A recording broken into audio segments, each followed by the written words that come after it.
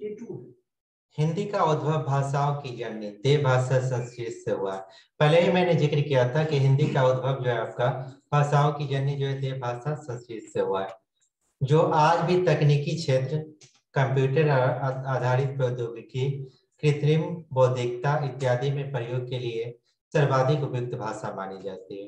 लेकिन हिंदी का उद्भव जो है आपका किस भाषा से हुआ है, हम लोग जानते हैं संस्कृत भाषा से हुआ है, जो आज भी तकनीकी क्षेत्र में जो है कंप्यूटर आधारित प्रौद्योगिकी, कृत्रिम बौद्धिकता इत्यादि में जो है प्रयोग में लाया जाता है। हिंदी भाषा का व्याकरण संस्कृत से अनुप्राणित है। यानी हिंदी भाषा का जो व्याकरण में हम लोग जानते थे, हिंदी भाषा का व्याकरण भी जो है आपका किससे बना हुआ है, संस्कृत भाषा का जो व्याकरण है उसी संस्कृत भाषा के व्याकरण से बना हुआ है। स्वाभाविक रूप से इसके व्याकरणिक नियम प्रायः अपवाद रहित है। स्वाभाविक रूप से हम लोग देखते हैं तो व्याकरणिक नियम जो है आपका इसका अपवाद में थोड़ा सा घिरा रहा है, इसलिए स्पष्ट है और आसान है। थोड़ा सा अपवाद है तो अपवाद को तो हम लोग छोड़कर चलते हैं। यानी संस्कृत भाषा का, यानी हिंदी भाषा का आपका व्याकरण भी देखते हैं तो वो भी किससे बना हुआ है, संस्कृत भाषा के व्याकरण से बना हुआ है। और अपवाद तो हर जगह पर है, हिंदी भाषा में भी थोड़ा सा अपवाद मिल जाता है, आपका संस्कृत भाषा में अपवाद मिलता है, तो अपवाद को हम लोग क्या करते हैं, छोड़कर चलते हैं।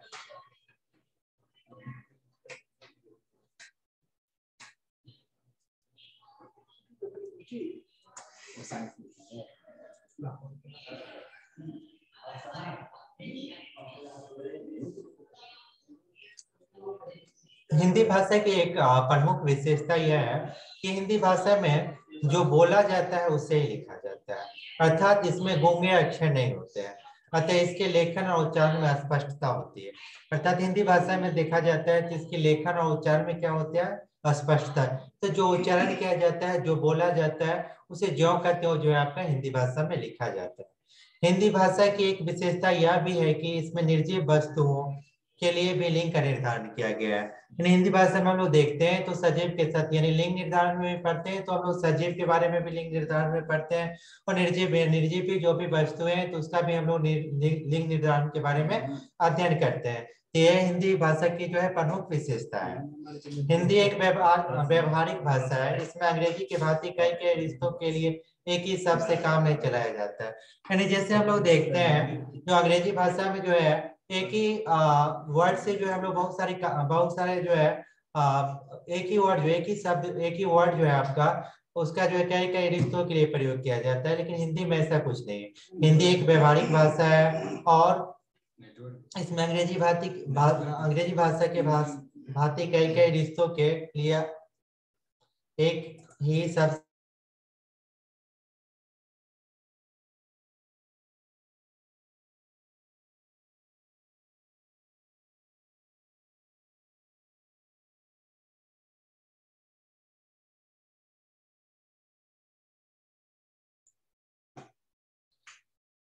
जैसा कि हम लोग जानते हैं हिंदी भारत की राजभाषा है।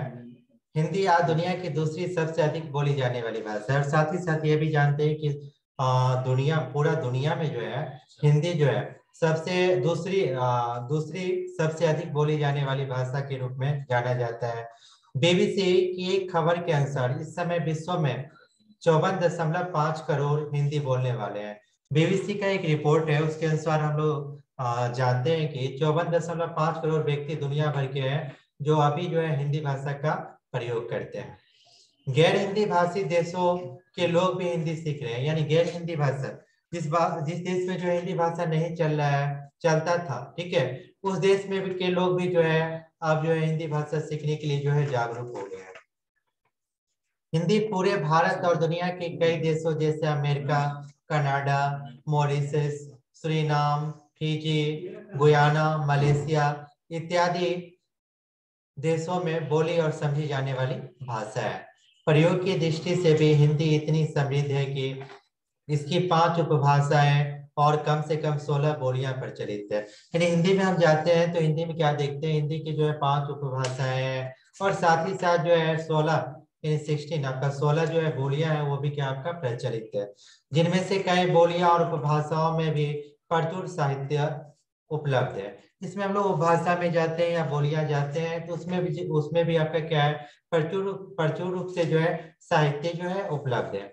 हिंदी बहुत सरल और लचीली भाषा है। हिंदी भाषा जो है आपका बहुत ही सरल भाषा है और साथ ही साथ लचीली भाषा है। हिंदी भाषा को बोलने में, ठीक है, सीखने में, समझने में जो है बहुत ही आसानी होता है।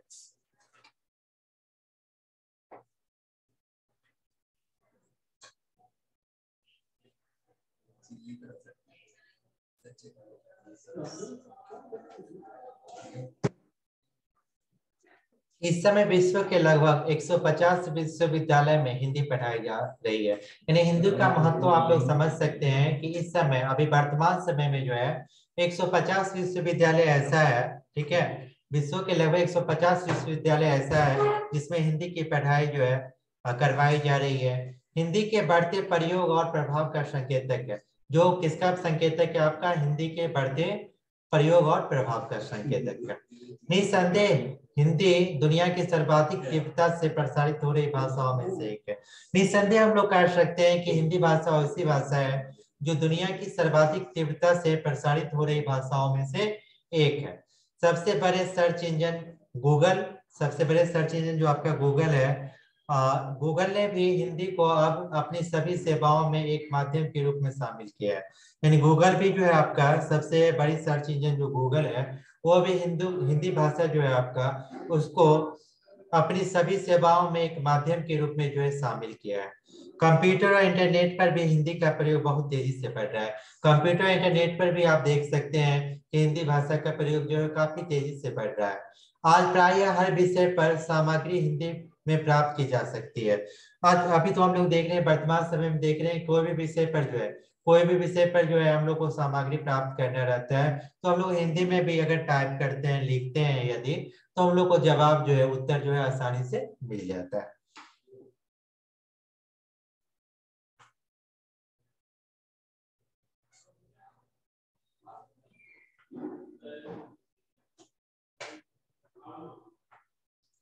आगे हम लोग जानेंगे साहित्य क्या है, ठीक है। तो भाषा के बारे में तो हम लोग जानते हैं कि भाषा वो माध्यम होता है जिसके द्वारा हम सभी अपने मन के भावों और विचारों को क्या करते हैं, एक दूसरे के समक्ष प्रकट करते हैं। यानी भाषा वो माध्यम है जिसके द्वारा हम सभी अपने मन के भावों और विचारों को एक दूसरे के सामने क्या करते हैं, प्रकट करते हैं। तो हम लोग आप जानेंगे साहित्य किससे कहते हैं। तो जब भाषा में जो है, भाषा में जब ज्ञान और अनुभव की बातें जो है संचित हो जाती है, अर्थात ज्ञान और अनुभव की बातें जो है जब भाषा में आ जाती है, तो वो आप क्या कहलाते हैं, आपका साहित्य कहलाता है। यानी भाषा, भाषा आपका क्या हो गया, भाषा वो माध्यम है जिसके द्वारा हम सभी अपने मन के भावों और विचारों को एक दूसरे के सामने क्या करते हैं, प्रकट करते हैं। और उसी भाषा में जब ज्ञान और अनुभव की बातें संचित हो जाती है, अर्थात आ जाती है, तो वही भाषा आपका क्या कहलाता है, साहित्य कहलाता है। ज्ञान की लोक कल्याणकारी लिखित कोश को, अर्थात यहाँ दूसरा आपका परिभाषा दिया गया है, ज्ञान के लोक कल्याणकारी लिखित कोश को भी, कोश को साहित्य कहते हैं।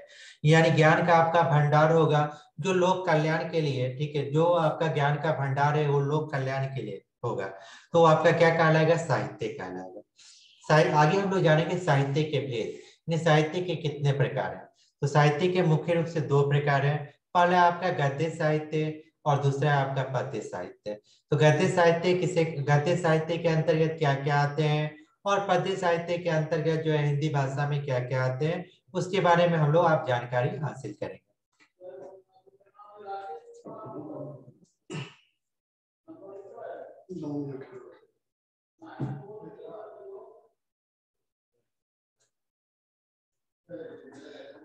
तो गद्य साहित्य जो है, गद्य साहित्य के अंतर्गत हम सभी बच्चों को कहानी, निबंध, उपन्यास, लघु कथा, संस्मरण, रेखा चित्र, ये सभी, यानी गद्य साहित्य के अंतर्गत कहानी, निबंध, उपन्यास, लघु कथा, संस्मरण, रेखा चित्र आदि के बारे में जो है बच्चों को बताते हैं।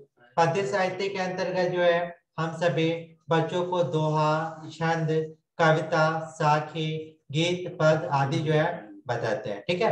तो हम लोग गद्य साहित्य के अंतर्गत कहानी, निबंध, उपन्यास, लघु कथा, संस्मरण, रेखाचित्र के बारे में बच्चों को जानकारी देते हैं। और पद्य साहित्य के अंतर्गत जो है बच्चों को हम लोग दोहा, छंद, कविता, साखी, गीत, पद के बारे में जानकारी देते हैं।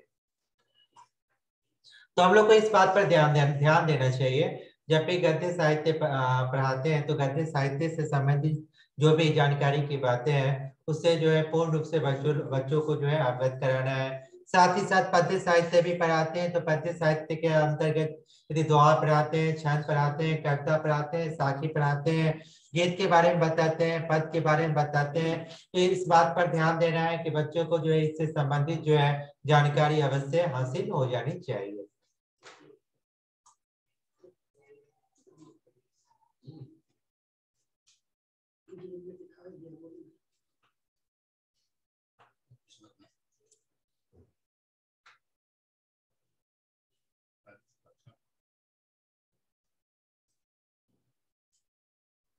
आगे हम लोग जानेंगे साहित्य सृजन का उद्देश्य।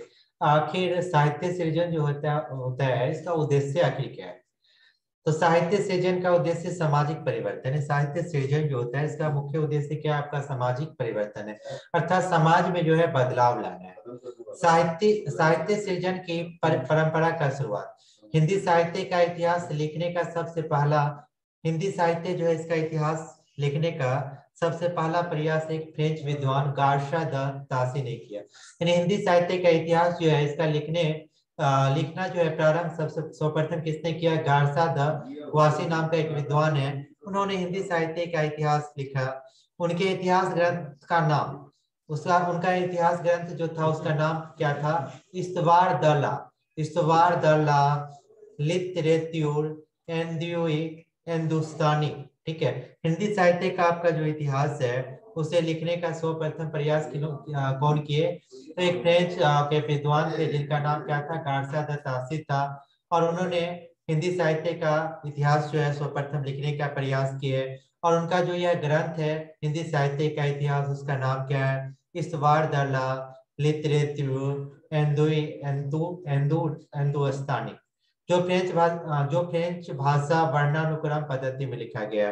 तो वो फ्रेंच के थे विद्वान, इसलिए उन्होंने फ्रेंच भाषा में से लिखने का प्रयास किया।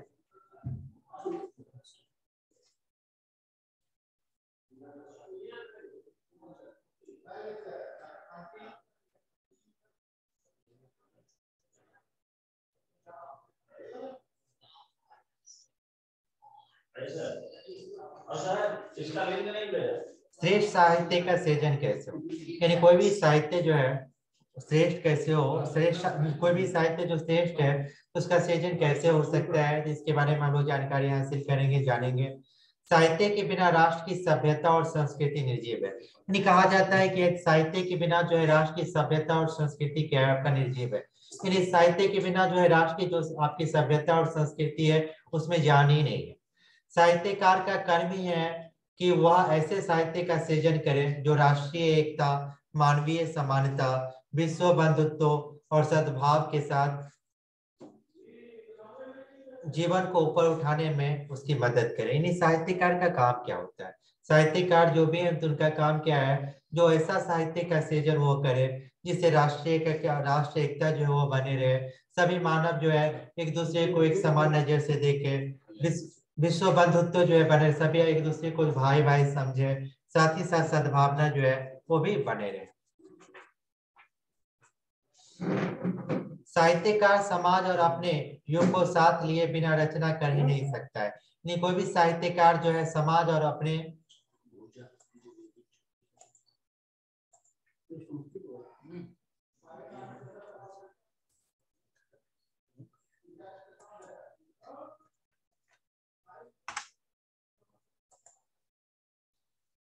साहित्यकार समाज और अपने युग को साथ लिए बिना रचना कर ही नहीं सकता है, क्योंकि सच्चे साहित्यकार की दृष्टि में साहित्य ही अपने समाज की अस्मिता को क्योंकि सच्चे साहित्यकार की दृष्टि में साहित्य ही अपने समाज की अस्मिता की पहचान होता है। साहित्य जब एक समाज के लिए उपयोगी है तभी तक ग्राह्य है। यानी साहित्य जो आपका होता है, साहित्य जो है, साहित्य ऐसा होना चाहिए जो समाज के लिए क्या होना चाहिए? समाज के लिए जो है अच्छा होना चाहिए, यानी समाज का कल्याण हो सके इससे।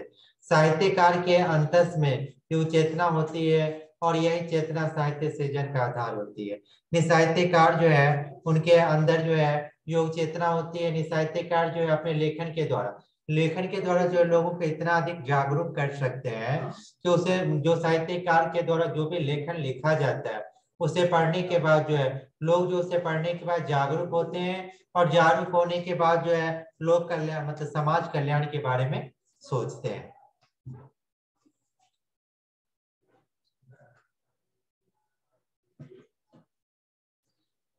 श्रेष्ठ साहित्य क्या है? हम लोग जानेंगे कि श्रेष्ठ साहित्य होता क्या है। तो श्रेष्ठ साहित्य को मापने का ना कोई पैमाना है, ना ही कोई मापदंड है।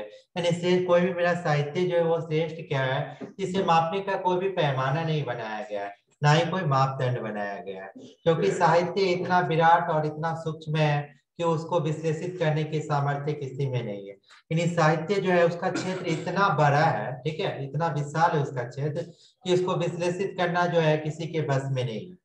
साहित्य का कार्य चुनौती देना या लेना नहीं है, और साहित्य जो है आपका साहित्य का कार्य ये नहीं है कि किसी को चुनौती देना या फिर चुनौती को स्वीकार करना।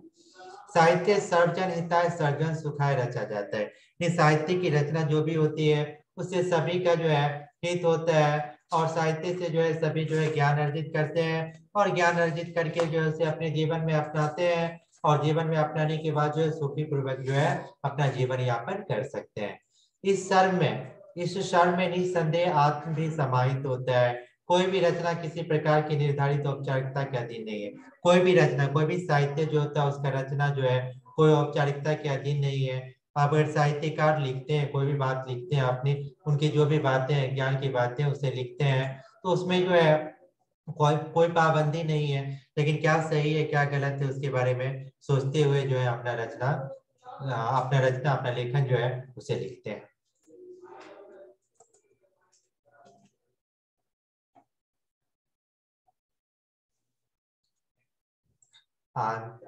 धन्यवाद।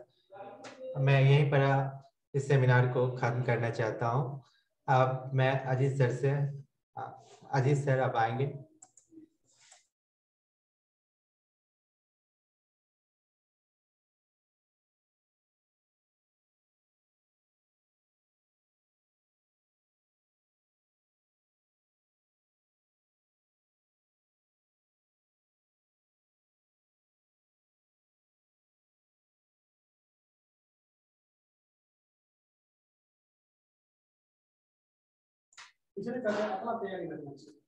Thank you, Ashwini sir, our source person. Thanks to all the participants who has participated in our in-house training program. We have sent the attendance link to fulfill the attendance link. You can fill the attendance link. Once again, I am saying the link. If anyone has not sent it, if anyone has not filled it, please fill it properly so that your attendance will be marked here. And we have to update the data for your attendance, your presence.